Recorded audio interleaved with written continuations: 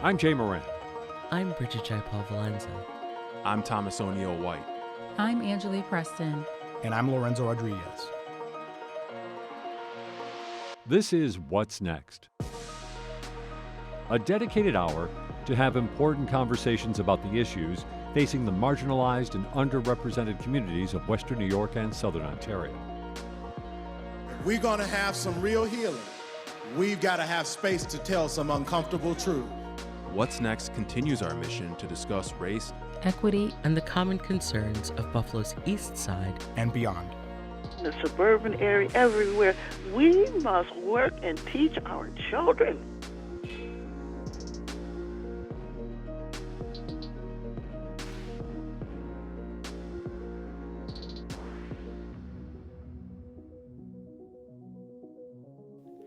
Welcome to What's Next. I'm Disabilities Desk Reporter Emyle Watkins, and today I'm joined by paratransit activist Stephanie Speaker. Stephanie has been working for several years on a bill that would expand paratransit and give more people in Western New York access to the bus line that provides a service for seniors and people with disabilities. Welcome to the show, Stephanie. Thank you. To start, Stephanie, I'd love to have you briefly introduce yourself. I'm Stephanie Speaker. I'm a self-advocate for people with disabilities, veterans, and seniors. What does self-advocate mean? Self-advocate means that you stand up for people that cannot stand up for themselves. Mm. And you identify as having a disability yourself, correct? Yes, I do. And how has that impacted your work as a self-advocate, knowing that experience?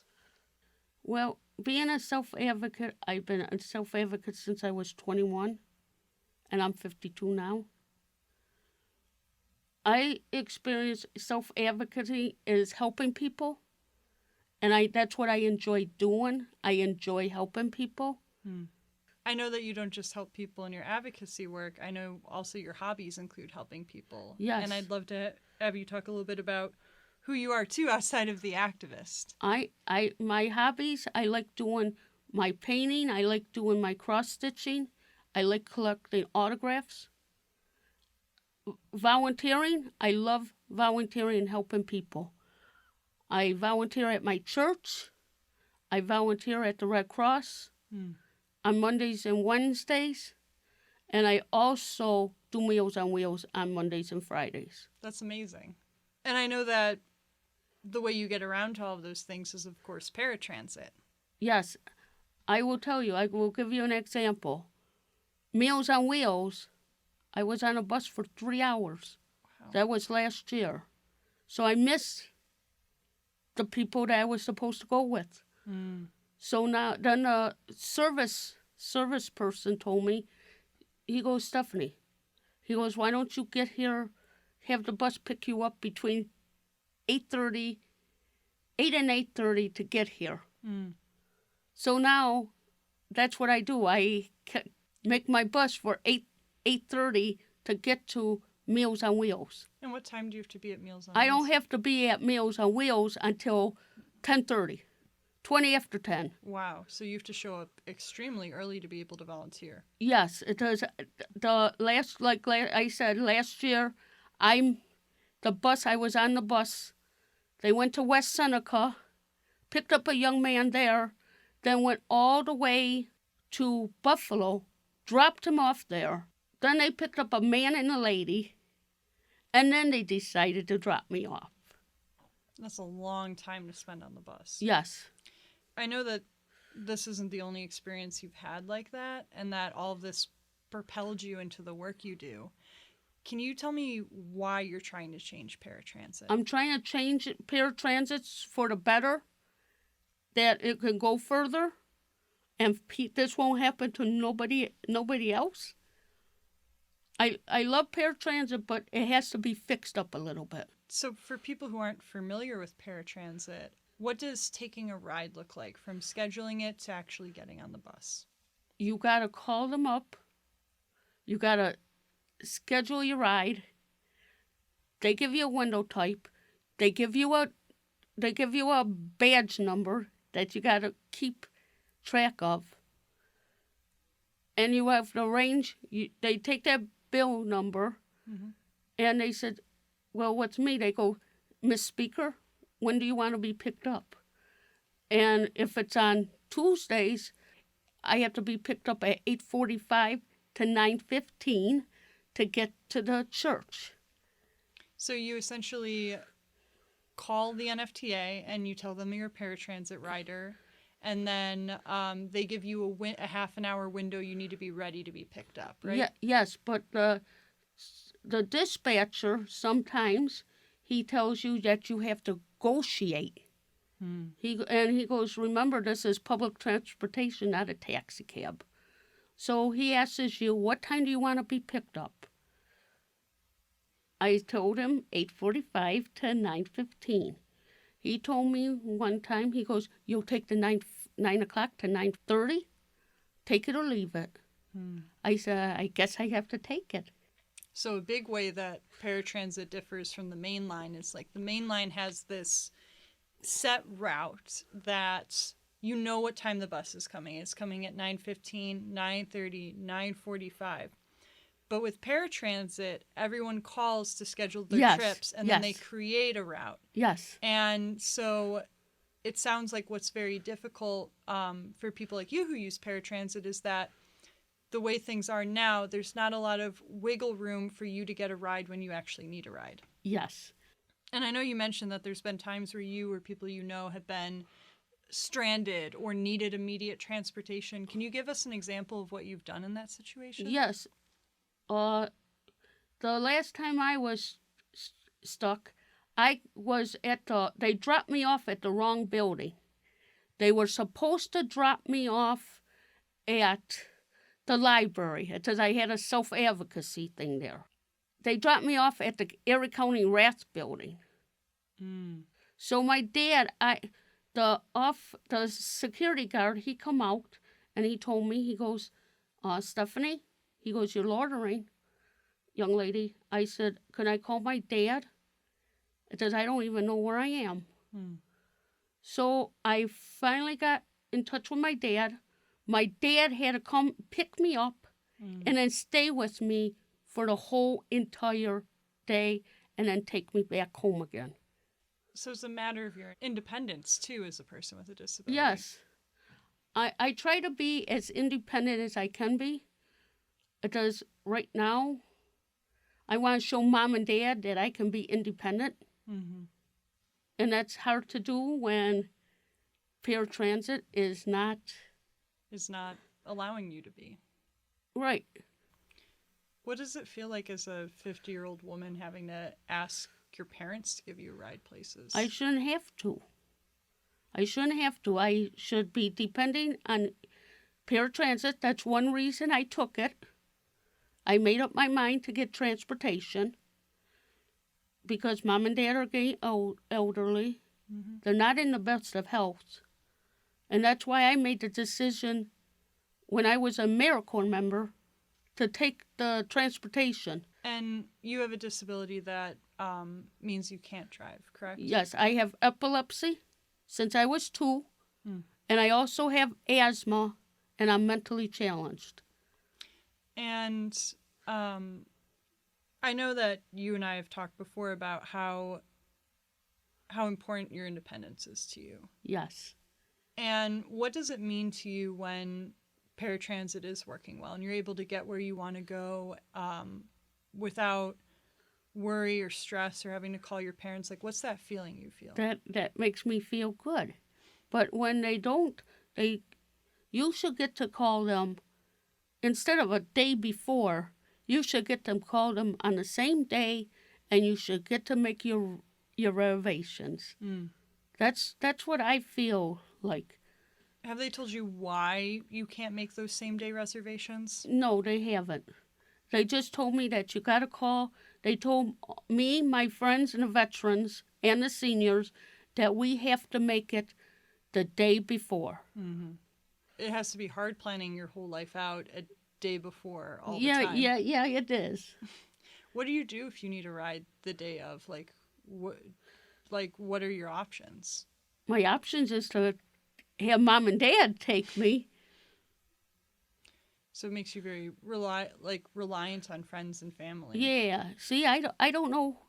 I got a lot of friends I can depend on, but I don't know what their lives are involving. Yeah. Is Uber or Lyft accessible to you? I don't like Uber too much. It's a safety issue. Yeah. Do you feel like, especially as a person with a disability, it makes you Yes. nervous? You don't know how people are going to... I just know, like, as a disabled person, sometimes people have really bad reactions to you being disabled. You know? So I just depend on my paratransit, and if I can get around, then I'm happy. Now, I know one of the challenges to getting around with paratransit right now is that the NFTA, they go based on the federal minimum. And so for people who aren't familiar with the paratransit system, it was created by the federal government as an alternative to the mainline route for people with disabilities to have point-to-point service. And so when you have that mainline route, as we call in the disability community, the big bus route. When you have the big bus route, paratransit can only go 3/4 of a mile beyond big bus. Yes, right? they have to follow the big bus. Paratransit, I don't understand why paratransit can't have their own line, but paratransit follows big bus. And so if you live more than 3/4 of a mile off of a big bus line, or you are working 3/4 of a mile or volunteering 3/4 of a mile off a big bus line, what happens when you try and get a trip there? Well, I'll give you an example. My friend Valerie, she lives in Lockport. She filled out an application 3 times already. They denied her 3 times. For paratransit. For paratransit, and she doesn't know why they denied her. But they denied her, and she can't get around. Unless somebody takes her or picks her up, she can't get around. Yeah.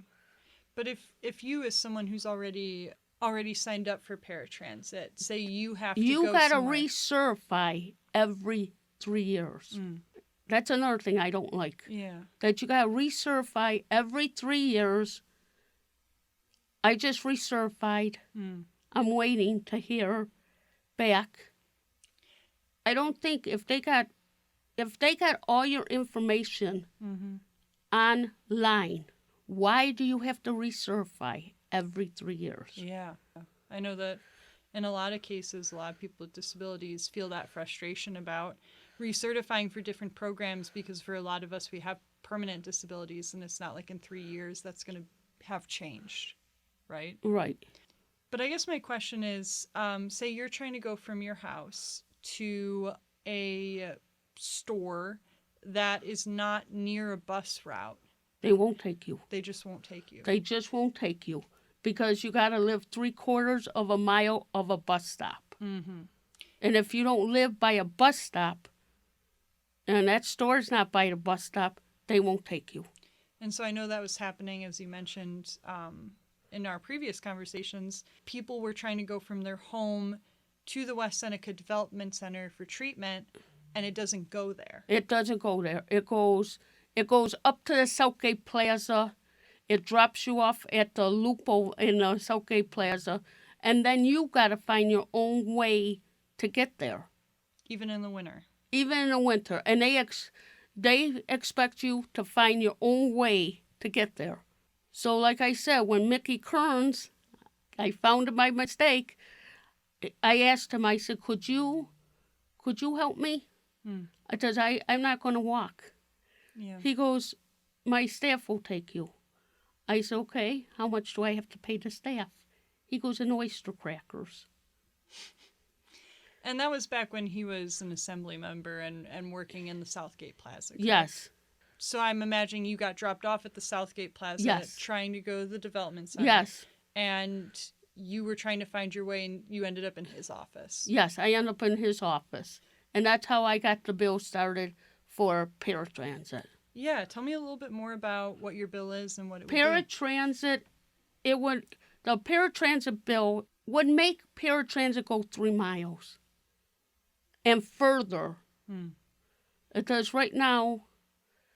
It's only going 3/4. That's a huge difference. And they're going to name the law after me when it gets passed. And now you've been trying to get this bill passed for 9 years now, right? Yes, 9 years. And it wouldn't just impact Buffalo; it would impact all of New York State. My bill is good for the whole entire state and 62 counties. That's incredible.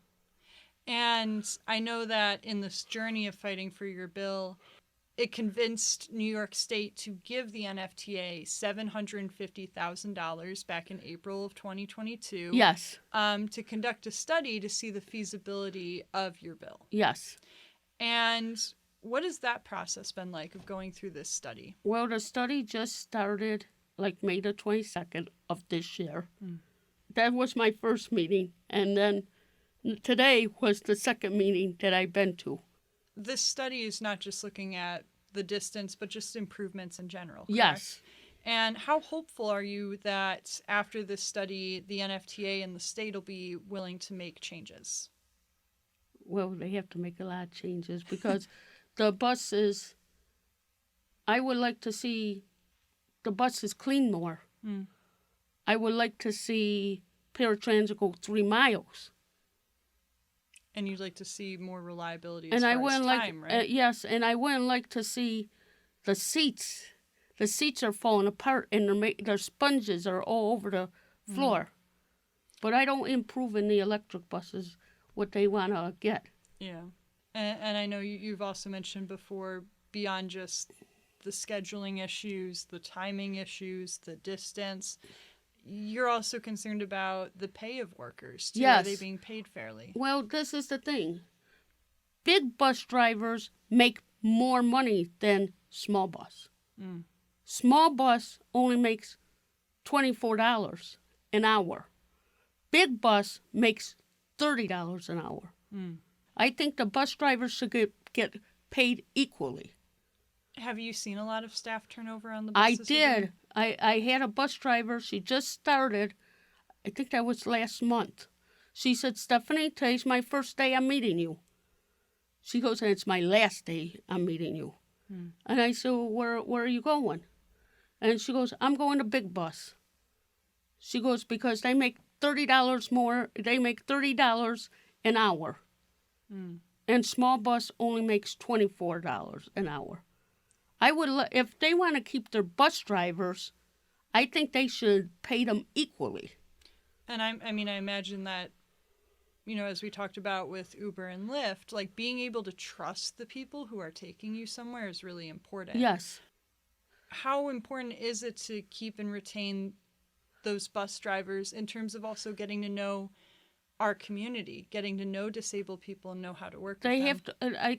The bus drivers have to go to training to learn about disability people. And I think the bus drivers got to get to know people with disabilities. Yeah, I'm sure working with them longer the better, right? Yes. Why should people care about public transportation? Public transportation is needed. And people rely on paratransit. And paratransit should learn how to serve their people.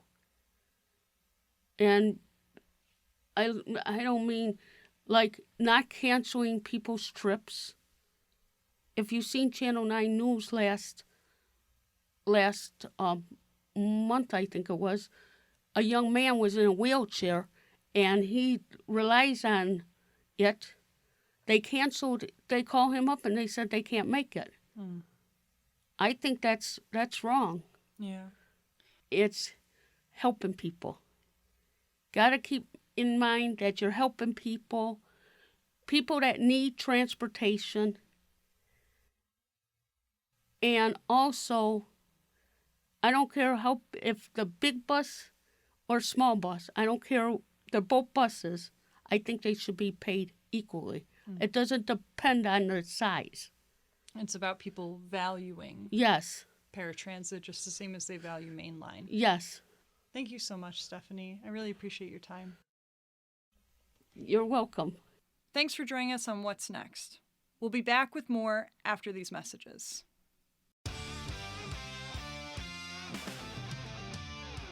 The best of Western New York high school football is on WBFO every Friday night. Buffalo Toronto Public Media has partnered with Western New York Athletics to bring you the play-by-play of all the great football action live every Friday night at 7 all season long. Listen to Friday Night Lights on 88.7 FM or streaming on WBFO.org and the WBFO app. We here at Buffalo Toronto Public Media love culture, art, and our community. So we had to jump in when offered the chance to be part of the inaugural FIG Fashion event. This evening of Fearless Fashion on September 30th at Seneca One will empower local designers and creators and provide an annual platform for the community to engage with Buffalo's burgeoning fashion industry. Visit figbuffalo.com for more information about the event and the designers. And keep listening to WBFO for opportunities to get to know them better. You're listening to What's Next, our place to discuss the important issues of our communities of Western New York and Southern Ontario. We want to hear from you. Click on the Talk to Us option in the WBFO app, and we will work to get your questions or comments on the air. Do you have a story or concern that we should be addressing? Email us using whatsnext@wbfo.org. Together we'll have the conversations that are needed. This is WBFO, your NPR station. Hello and welcome back to What's Next. I'm producer and the host for the second half of the proceedings here, Lorenzo Rodriguez. And for this portion of the show, I'm joined by Shara Armprester. She's the author and founder of Natural Beauty Cuties. And we're going to be talking about self-care, self-love, just loving thyself, and also everything that comes with being a black, brown, girl, person of color in today's world, just a child in this ever-changing landscape for young children, teens, and beyond. Welcome, Shara. Hi, how are you? How's it going? Great. Thank you for being here. And I start off by saying you're an author. You recently, and I got this book because I got to start everything. Let me preface everything by saying, why is this 38-year-old Hispanic man doing this interview? I'm a father. I'm here to learn. I think it's important that I'm a father of 2 daughters, so I need to educate myself as much as everyone else that's hopefully listened to this interview. But you wrote Natural Beauty Cuties.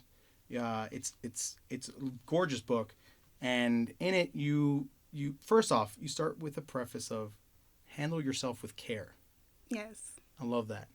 A big part of the book and what you're doing with Natural Beauty Cuties is self-care, self-worth. There's been a big push for that in general between just there's all these mindful apps and just I've noticed just a great push to remind people, hey, you're important. You got to remind yourself that you're important. But why is it necessary to remind our young girls and women how much they matter? It's important because you matter, right? And I think when you're growing up, what do they teach you as a child? Think about kindergarten. I'm going to school. Make sure you share. Make sure you do this. Make sure you're nice and kind. But nobody tell you to be selfish and make sure you're nice and kind to yourself. If I'm not good for me, I can be good for nobody else. So promoting that to young girls, promoting that to women is something that I just stand on, right? So when we look at different phases in our life, and it's like, oh, if I would have treated myself a little bit better, that wouldn't have been the outcome. If I would have just poured into me a little bit more, I wouldn't have been as stressed in the situation. So it's important to put you first before you can take care of everyone else. We say all the other things, be what you want to be and reach for the stars, but also love yourself. It's important. And we get caught up in everything else, and that goes for adults as well. You get lost in the day-to-day, and you forget, hey, I matter too. I gotta give myself that love, and part of that in the book is about establishing routines. So important for children. I've struggled with that my whole life, and now as a parent, routines are essential. Our daughters are in bed by 7:30, and you need it. Mom and Dad need it. And they need it. They need to have some set up routine. And in the book, it's a lot about brushing teeth, going to bed. Can you explain a little bit about that routine and why why young girls need to hear about that. So you need to hear it because you need structure, right? When you start in the working world, school teaches us to be great workers, right? This class you have to go to, this class you have to be on time. When you go to work, you have to be on time, and you need structure throughout your whole day. Nobody taught me growing up a routine. I didn't grow up privileged. I grew up like very much so poor and in poverty. So I was just kind of like fending for myself when I grew up. And nobody told me about a bedtime. Nobody told me the importance of getting up. Nobody told me these different things. We kind of were worrying about, is the lights going to be on today? Is the gas going to be on today? So we worried about different things without creating those boundaries. It was in my adult years that I was really, really stressed out. And my friend was like, just make your bed. It's a book called Make Your Bed Every Day or something. And I read this book, and when you're in the military, they make you make your bed, and it needs to be so perfect that a coin can drop on this bed and bounce back up. So I'm like, if I could just make my bed every day, I have accomplished something. And then I have a son. So getting my son into a routine of we have to get up at this time. The next step is to brush your teeth. The next step is to actually shower, do these things. And although I have a little boy, I also have nieces, and I teach them the same thing. We have to have a routine so our day can flow, right? And it goes so smoothly. Yes. Once they get into that process, like, I mean, everyone thinks their children are the best in the world, and mine are. But part of that, I owe that to my wife and the work she's done with them, but it's instilling a routine because they know, all right, we're waking up, we're having breakfast, we're going to school, we're coming back, it's brushing our teeth time, it's reading a book and go to bed. And some people are so stressed out that they don't even do those things. It's like hard depression to keep up is with your real, own schedule. Right. So it's like, okay, I brushed my teeth today. Check 1. I've washed my face. Check 2. I've made my bed. Check 3. So you've accomplished 3 small things in the course of your day. And congratulate yourself for those things because some people can't.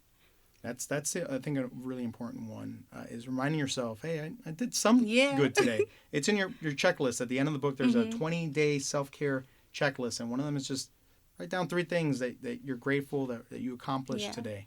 I think we all should take that into practice. And Shara, what was I think hinted at it, but what was the moment that made you say, I need to put this message out there. I need to write a book. I need to create Natural Beauty Cuties and get this messaging out there. Well, sometimes when you go through childhood traumas, you want to forget about them. So you put them way in the back of the closet and you don't think about it. I've been privileged to work inside the school systems for a while in different capacities and work throughout our community in different capacities. And I've seen a lot.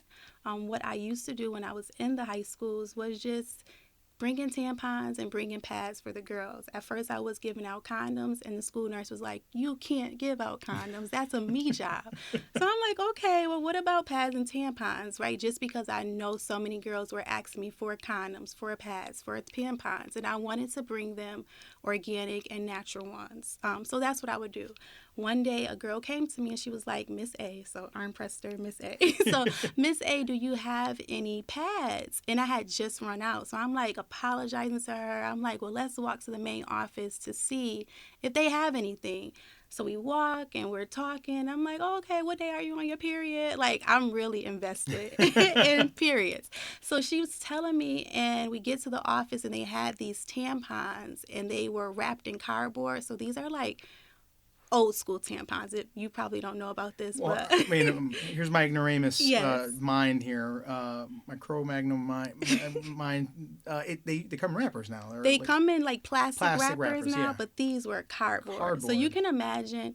We're going to say vagina, right? You can imagine sticking this tampon up your vagina and how uncomfortable that would be for someone. So I gave her one, and now I'm apologetic. I'm like, I'm so sorry. Do you have anybody bringing you some? And we get into this conversation. She only asks for one. And I'm like, well, are you going to get some for your friends? Yeah. It's 9 a.m. I must add that to the story. So it's 9 a.m. and she was like, no, I'll be okay. But she told me she was like on her second day of her period walking down. So usually your cycle is heavier on your second and third day. So it's no way that you'll be good to go for this whole day being on one tampon. So I explained to her like the toxic syndrome that you can get if you leave your pad up there for too long. And she wasn't educated. And then I had to think back to my childhood, nobody ever told me about periods, how often I should change my pads, how to really insert a tampon, what's a panty liner used for. So I created these cards. They're cutie cards. So what it does is breaks down every part of your period. I felt education was really important, so I started making bags for the girls, and I wanted to give them like a daily supply. This is what you need. You need this many regular. If you're on your cycle and it's a little bit heavier, you can use a super. Overnight has more absorption. So these are things that girls kind of didn't know, and they were grateful for these cards, and I just started putting them in my office, putting them in different spaces, and then from there, Natural Beauty Cuties was created. Did you get any pushback? Because I feel like in today's world where we're having a lot of just heated discussions about everyday things that should be addressed, especially when it comes to women in this country, we're not having them. And then if you have them, you're kind of, I don't know, you're all these stigmas and personal baggage are thrown at folks. Did you face some of that when you first started Natural Beauty Cuties? It wasn't more so pushback. It was just, we already have pads. People have pads, but we don't have the good pads. We have pads that have been bleached with chlorine. So a period is to release toxins from your body. Right. So if I'm releasing toxins, but then I'm adding a toxin, now we create this weird thing in this weird space in our bodies where you get your pH balances thrown off. You may get a bacteria infection. Women get yeast infections, and it's not because it's sexually related. It's just an overgrowth in bacteria sometimes. So when you have this overgrowth, it messes things up. You get it often when you have these pads that's not great for you, when you have plastic. So it might be a top coating of recyclable stuff, and you don't really know what that stuff is, and then right under that it may be plastic. Cotton is good, bamboo is good, so different so they use bamboo. They have these bamboo pads, but they're actually made from the bamboo plant. So they are doing this new biodegradable pads, but they're using it from natural products. Natural is sometimes the way to go because it's already around us, right? Like it's good. It's just the way to go. So we jumped into the developing part of a woman's life. The book is still very much geared towards the younger generation up to grade school. Yes. And before we get into, this is the bulk of our conversation. You also have something about a personal mantra. Yes, so a mantra. Mantra is just pouring into you, right? So some days we don't feel great. So in the book, I created a mantra where I go through the steps of make 3 words that make you feel good about yourself. Tell yourself these things, even if you're not having a great day. Do this, do that. So it's something that you can read to you when you're having great moments, right? And I'm pouring into me, and I'm like, you know what? I am dope. I am smart. I am beautiful. And it's something that you can pour into you when you're not having those best days, where it's like, you know what? I am smart. I am great. I am beautiful. And you have to pour that into you because sometimes your best friend is not available to talk to you, or your mom is at work, or this thing is happening. You have to be your best advocate. And you have to be your best advocate for yourself. So just that pour back into me is so important, and I wanted to share that with girls. And also nutrition, huge component of just a healthy lifestyle. You've got some recipes in here for the young girls to try out. You got a watermelon pizza and a mango coconut sweet potato smoothie. That sounds amazing. I'm only surviving on a bagel right now, so having seen that, I was like, What's a big component that caregivers and parents should be aware of when it comes to the daily nutrition of their kids? It's important, right? What we put in our body, what we put on our body, all of that matters for our function in school. If your child is not eating a good balanced breakfast in the morning or not intaking enough water, you get sluggish. You get like the water one is water huge. Is important. It's 80% of our bodies, right? I'm the one that I'm the one that's the drum I'm always beating on. It's like, hey guys, you got to drink water. I'm from Florida. Hydration, stay hydrated. Yeah. Summer's gone and over with, but we forget. Yes. And there's talking about products. There's a whole line of things. One of our colleagues here has one that lights up to remind them to drink water. Oh, that's so cool. Yeah. But yeah, it's these little things. It's just mindfulness is a big part of this that we just have to remember to have that conversation with ourselves. Yeah. And now the other conversation that now you touched on it, and we're gonna get deep into it, is just menstruation, the health around it, the conversations around or lack thereof. Yes. Because this, by the way, this card is fantastic. This is a nice little cheat sheet for me. Great. What is a panty liner used for? How often do you change your sanitary napkin or tampon? And a fun fact, Mary Beatrice Davidson Kenner, she's the African-American inventor who was the first to patent the adjustable sanitary belt. Yes. This is awesome. You brought us also, myself and Charles Gilbert, our associate producer, who's also a father of a daughter, brought us a cutie box. Yes. Cutie period box, which, I mean, these are things that you take for granted. All that we've spoken about here are people are saying, yeah, this is common sense. I know this. You do, thankfully. But there's a large part of our population that's either having to undergo a number of other stressors or other things in their lives, or don't have somebody else to have that conversation with. And I was having previous conversations with my wife about this upcoming interview, and she's like, why are you doing it? I'm like, oh, well, I'm the host today. But one thing she brought up, and we were talking briefly before the interview about your period story, your first period story. Yes. That's something that, I mean, as a man, I've never experienced, but you hear these instances, and for my wife, hers came and went, and she didn't tell anybody. She didn't tell her mother. She didn't tell her father. There was this aspect of shame there. Yes. But part of what you're trying to do here is take down those stigmas, take down those barriers of lack of conversation and transparency and communication. Why do we get to this point? Why is that? It's so important because it's something that should be celebrated. It's that transition into young adulthood, right? So I'm going through this life, and it's starting way earlier, right, with a lot of girls. But I'm going through this life, and I don't have any worries. And now I have this new responsibility that's going to come every single month, that I have to do extra to take care of myself. I have to go to the bathroom more and change my pad. I have to raise my hand a little bit more in class to say, hey, can I go to the bathroom? And sometimes you get teachers, they'd be like, you just went to the bathroom. And this girl may be feeling uncomfortable because I feel it down there. So now I want to change my pad. It should be celebrated, and it shouldn't be so disheartening for some girls to walk in. You should be able to say, I'm on my period today in a room full of boys, and be okay with it. And they just look and say, okay, she's on her period today. We don't always get that, and it's shamed, and it's always talked about in these code words. So you might say, oh, code red, or my friend down south. And you're speaking in this language, like trying to hide and mask the fact that I'm going through something that is normal. Like, this is a normal thing.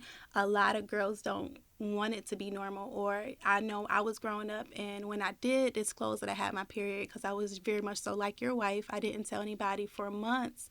And when I finally got it, like, somebody threw me a pad, like, oh, use this. And I'm like, I've been using socks. I've been using tissue. I've been using paper towels. I've been using whatever can be like this Band-Aid, because in my mind, I'm like, oh, I'm dying. But no, I'm not. It stopped. I just needed to stop, right? And nobody talked to me. So when they did talk to me, it still wasn't a conversation. It was just like a here. And then we didn't always have pads, right? So I was still, even though people knew about it, I was still using these other instruments to try to get me by. Bleed throughs. Bleed throughs is a big thing sometimes when people don't have resources. Now I'm embarrassed in school because it's different levels, different severities of yeah, and this is where we look into period poverty. Like, how do we combat that? How do we celebrate it? How do we make sure all girls have access to it? If I can't play gym today, I just can't play gym today because I don't feel good. So how do we have those conversations with teachers to say, this is a real thing, not saying that I have to go and disclose to everybody. But if a child says, my stomach is hurting, I don't feel good. I got to sit out today. I got to sit out. Be okay with the sit out. Right. Sometimes we just don't know how to be okay with being okay. And you said the key word of today's portion of this conversation, period poverty. That's something that once again, when I was researching for this interview, I didn't know nearly as much. I knew that there was a conversation going on, but the numbers that I found are just it's alarming. As of 2020, 1 in 5 girls missed school due to lack of menstrual hygiene items. Yes. There's still states that have these items labeled as essential. Thankfully, we're going to get into. I wanted to ask you about that. What's dubbed the pink tax. Yes. But there's still luxury tax placed on feminine hygiene products, and in schools, just the availability. You think about in certain places you go and there's a dispenser in the bathroom, but some places there's not. There's not a place to properly dispose of soiled items. In 2018, thankfully, New York State passed legislation that required elementary schools from 6 to 12 to provide no-cost feminine hygiene products in their restrooms in their buildings. Yes. But something we found during the pandemic, we had girls that unfortunately didn't have access, didn't have the resources to buy their own items, and as such went without them. Yes. Give us a little bit more on as far as like how big of an issue this is that we're not really properly addressing, it seems. It's a huge issue. So if I start my day at home and I don't have a pad to go to school, but I have a long bus ride, I know there is access to these pads at some of these schools, but I still have to make it there. Mm-hmm. So because I don't have it to start with at home, I may not make it to school that day. So that's a huge issue because they're giving a supply while you're in school. You may be able to take extra, but they're not a lot, or they're not, like I said, the greatest items that you even want to utilize. They don't send that supply home. Sometimes if you do get a supply home and you have multiple people living in your household, they may be like, oh, just give me one, right? So you still don't have a big enough supply. It just causes like this weirdness when it comes to education because I am missing time in school. Like you said, during COVID, there was no access to that. We have a melting pot here in Buffalo. So when we say a melting pot, we have different people coming from different places. When you look at Kenya, it's girls out there that's killing themselves because of period shame.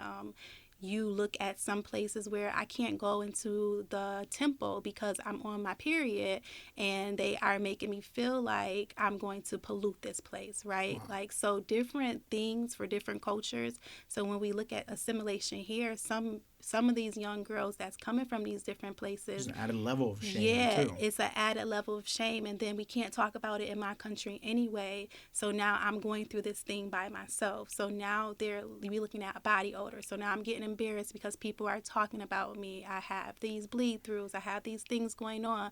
But I don't know what to do because, one, I'm not even from here. This is not like okay or acceptable in my culture. I'm being shamed for it. But then you have this new tool and this new instrument that I know nothing about because my mother doesn't know about it. My father doesn't teach me about it. So it's just such a wide range of differences from different places that come with periods and period poverty that we sometimes don't look at it because we have these instruments, even if it's a lack of. And federal programs such as SNAP, food stamps, they don't cover menstrual hygiene products. That's another big one that we're not arming our women and girls to just go through life properly. I mean, the numbers are rather staggering. I'm speaking with Shara Armprester, author and founder of Natural Beauty Cuties. We're talking about period poverty and just the need to destigmatize menstruation.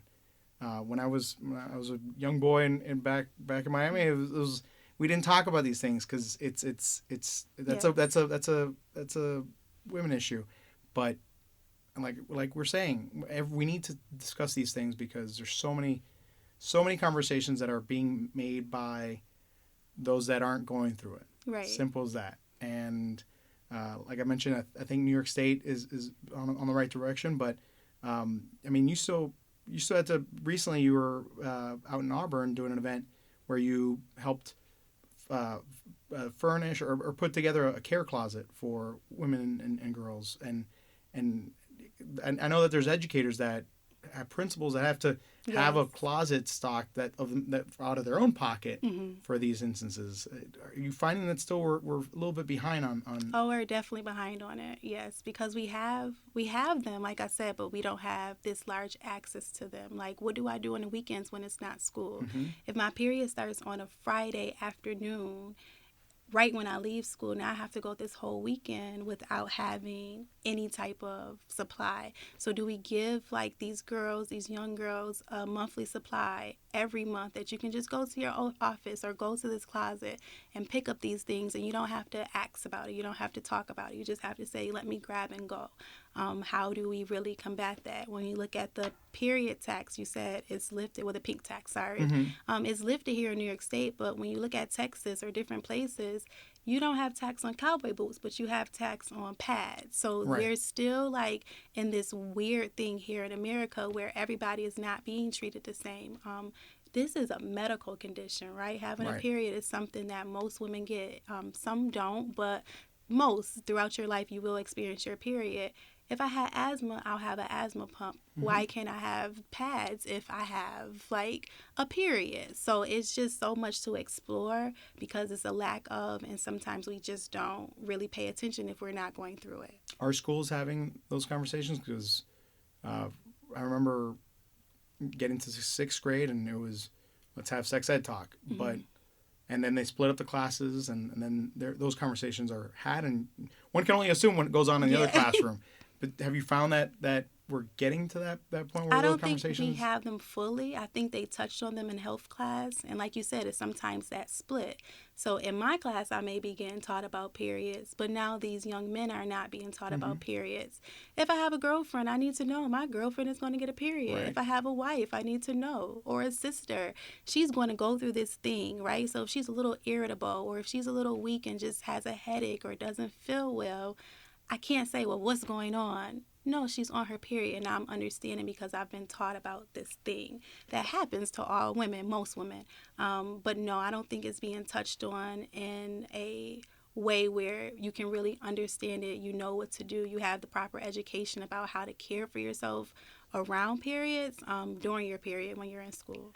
So if I'm a single parent, have a daughter, I don't have that womanly figure in around us to pass on, because that's sometimes what men feel like. They like, I'm not equipped to have this conversation.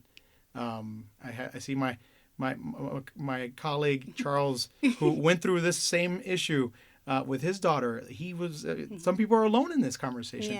What's the best advice? What can you counsel? What can you coach up a father to how do you have that conversation with your daughter? So when I would say talking to a father, there are different resources. So you can go to your doctor, right? And you can say, it's almost that time. I don't even know when periods are going to start. What do I tell my daughter?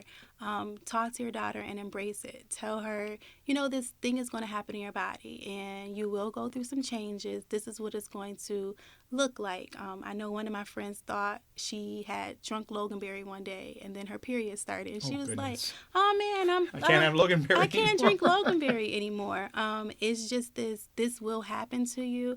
And it's okay. This is normal. Celebrate it. Like, we're going to make this a fun day. A lot of girls think like, oh man, I got my period, my life is over. But no, embrace it. Make it a fun day. Do what she loves to do on that day. If you want to go to the movies, let's celebrate by going to the movies. Let's watch a movie at home. Spend that time, because it's going to be this weird transition that she goes through where she feels like everybody is going to know I'm on my period, or why does it smell like this? Like, blood is coming out of you, so it may smell a little bit different, or you may be feeling a little off, or I'm feeling weak, I have a headache. These are symptoms that I'm not experiencing. Tell her it's going to be okay, and just walk through that journey with her and be there for her, because every child is going to be different. Some people are going to take it like champs, like, oh, got my period today, and the day just goes on like it's nothing for happened. But some are going to be like, oh no, like I got my period today, or they won't tell you. So you look for signs and symptoms in your children. My stomach is hurting. Okay, if I know my daughter is at that 10, 11-year-old mark and she keeps saying my stomach is hurting, she's kind of low on energy, she may be transitioning to getting her period. So now you want to start having those conversations like, oh, I see the changes coming, but it may happen as early as 9. I know I'm working with an organization, they're an upcoming organization, talking about autism and Black children. How do we have those conversations with children who have disabilities that don't understand my body will be going through these changes? That's a whole nother like facet, because it's like I already sometimes don't understand what's going on around me, or I understand what's going on around me, but you don't understand me. So how do you have a conversation and tell a child that the world sometimes looks at as different, right? That this different thing is going to now happen to them. So like facilitating those conversations with children that's on the spectrum is a whole different thing that we sometimes don't think about or touch on or talk about. That's a lot. There's a lot there. And you mentioned at the preface of the book that you're not a medical practitioner or professional, but you've been around this. You are a woman. You've been around this, and now you made it your mission. But the conversations, I think, and that's what a lot of times when we try here is to just, we're not going to solve everything. We're not going to take away the 21 states that still have taxes on these items. But having the conversation, and that hopefully just trickles out in ripple effects, and we start having some serious changes to help our female population. As far as conversations, misconceptions about menstruation. I mean, one thing that goes without saying, but we sometimes, once again, don't think it. Not all menstruators are women, and not all women menstruate. Right. Anything on that, or any other misconceptions that the general populace may have about periods? I think that there's a misconception that everybody's period looks the same. It doesn't. My period can last 3 days, where yours can last 10. It's a misconception that everybody is going to get cramps on their period. Sometimes you don't get cramps, but sometimes you get massive cramps where you're in a ball, and that's not normal. When we look at periods, it's just you're going to get through it. Some people can't get through it because they have other things associated with their periods. They may have endometriosis, or they may have some other medical conditions where it may be easy for you, but it's harder for me. So I think it's a ton of misconceptions when we look at just what we may go through in our period, but not looking at that outside lens what somebody else may go through in theirs. And we touched on it briefly, but the pink tax, not the case here. We're trying to change that. What would you advise? I mean, first off, we kind of touched on it, but that includes razor blades. That's how I came across it. With everything marketed towards a female population, has a little bit extra surplus baked into the price there. Yeah. What else has that issue going on with it? I would say even when we look at bladder inconsistencies, I know we kind of touched on that when we were talking personally. Women get that sometimes after they have a baby. They have these bladder inconsistencies. We think that happens just in our older population, but that's something that they weren't covering at a time when it came to this pink tax. It was kind of like, well, it's happening, but it's not happening to everyone. A lot of things are associated with, and then like you said, razors, it might be a shaving cream, it might be different things that we need. Feminine soap is not always covered, so you have to tax that. I didn't even think about that. Yeah, so it's different taxes on soaps, but for guys, the weird thing about this pink tax, some of the guys' hygiene products weren't being taxed where ours still were being taxed. So you might have no tax on your Dove, but I might have tax on my Dove. I'm just using Dove as example, but on soap in general. Right. So guys didn't have certain things taxed, but women still had certain things taxed. So it was like, well, what do we do to deserve this 8.75 and you don't? So it's a lot when it comes to Once that. Once again, just identifying these discrepancies and just unfair practices. Yeah. I think it will go a long way. We have a few more minutes here, about a minute or so left, and I want to give you some time. If folks want to get more information about the work you're doing, where can they go? Where can they seek out Natural Beauty Cuties? Yeah, so I'm online at www.naturalbeauties.com. If you want to try the product, what I just recently did is donate it to the Frankie Mayweather Library. So I wanted to make sure that, yes, where we met. So I wanted to make sure people had access to pads. 5% of everything in my business that I earn goes back into the community. So I want to make sure I can leave just a mark in little spaces to make sure that people are getting what they need. So that card I gave you, that goes in the box, but I have these things called cutie bags. So it's the daily supply plus the education surrounding it. So if you want to just try the product, or you're ever in need of something, or know somebody that's in need, I'm giving 84 of those pads to the Frank E. Mayweather Library on a monthly basis right now, and hopefully I can keep doing that in different spaces. Well, it's awesome. It's great that you're shedding some light on this, because like I said, there's some of us that are in the dark about it, so it's important. And also at the crux of all this, empowering our empowering our women, empowering our young girls to just value themselves and know that they're important queens. Yes, love you more. Shara Armprester, thank you so much for joining us on What's Next today. Thank you. I appreciate you. We want to also thank Stephanie Speaker for joining Emyle Watkins earlier today. And we want to thank you for listening to What's Next. I'm Lorenzo Rodriguez, and you're listening to us on WBFO and WBFO HD1 Buffalo, WOLN Olean, and WUBJ Jamestown, your NPR station.